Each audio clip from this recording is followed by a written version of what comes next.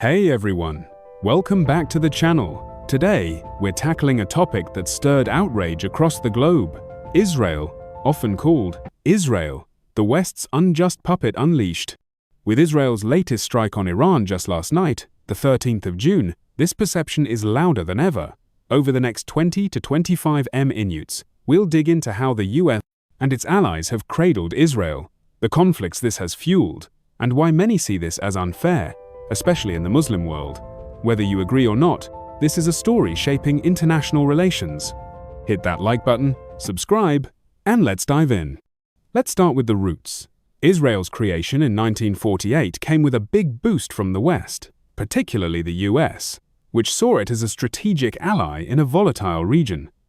After the Holocaust, President Truman recognized Israel within hours, a move some call rushed, driven by Jewish lobbying and Cold War politics to counter Soviet influence. Since then, America has poured in over $260 billion in aid by 2025, with $3.8 billion annually in military support, including F-35 jets and missile defense systems. The 1,967 six-day war saw U.S. backing help Israel seize the West Bank and Gaza, lands many see as illegally occupied, a view echoed by UN resolutions like 242.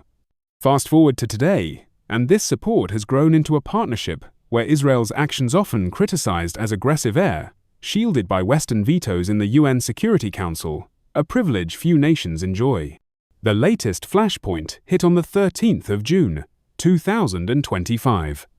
Under Prime Minister Benjamin Netanyahu, Israel launched Operation Lion's Dawn, striking Iran's nuclear facilities, missile factories, and killing IRGC leaders like Hossein Salami. Netanyahu's ex-post called it a defense against Iran's 50-year threat, but in Tehran, streets erupted with protests branding it a Western-backed assault. Iran retaliated with drones and missiles hitting Tel Aviv, wounding dozens, and vowed a crushing response.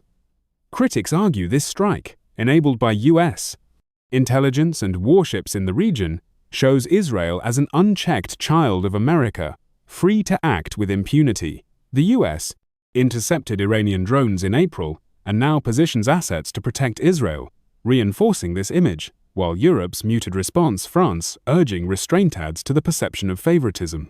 Why the unjust baby label? For many in the Muslim world, Israel's actions, backed by the West, feel like a double standard. The 2023 Gaza war, following the 7th of October Hamas attack, saw over 50,000 Palestinian deaths by 2025 per local health officials, with Israel's Rafah offensive in 2024 drawing global condemnation. Yet, US aid continues, and sanctions on Iran or Syria tighten, while Israel faces little penalty. In the West Bank, settlement expansion deemed illegal by the UN has doubled since 2009 under Netanyahu, displacing thousands. A policy the US criticizes mildly but doesn't halt. Ex-posts from across the Middle East call this a colonial puppet show, with users in Turkey and Pakistan decrying America's spoiled child as it bombs neighbors like Lebanon and Iran. Let's hear the voices. Iran's Ayatollah Khamenei has long accused Israel of being a Western tool to dominate Islam, a view intensified by the 13th of June strike on Natanz. Turkey's Erdogan, hosting Hamas leaders, labels Israel a terror state, nurtured by the US, proposing an Islamic alliance in 2025. Pakistan's government, condemning the Iran attack, sees Israel as a Western proxy, threatening Muslim unity, with clerics urging boycotts of American brands.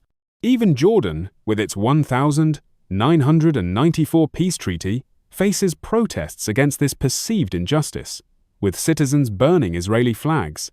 In contrast, Saudi Arabia and Egypt, despite private ties via the Abraham Accords, stay silent publicly, wary of their own US alliances, adding to the frustration. But there's another angle.